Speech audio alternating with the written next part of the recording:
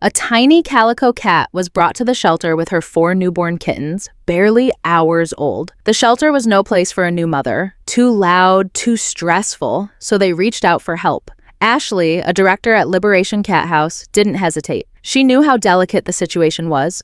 If the mother felt too overwhelmed, she could stop feeding her babies. The kittens, still fragile, needed warmth, security, and constant care. Ashley picked up the little family, and on the car ride home, the calico pressed herself protectively around her kittens.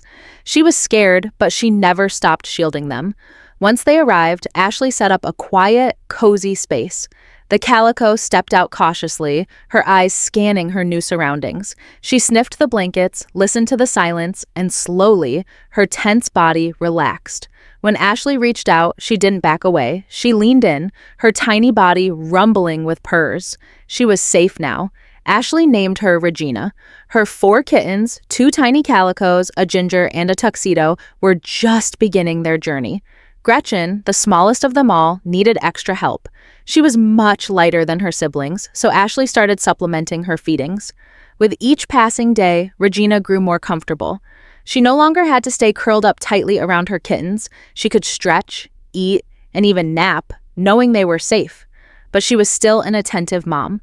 The moment one of them let out the tiniest cry, she was there licking their tiny faces and making sure they were okay. As the kittens grew, their personalities started shining through. Katie, the biggest, was like a little pillow for her siblings. Gretchen, still small, was the first to open her eyes and had plenty to say. Regina, meanwhile, discovered a love for lounging in the sink, taking short breaks from mom duties.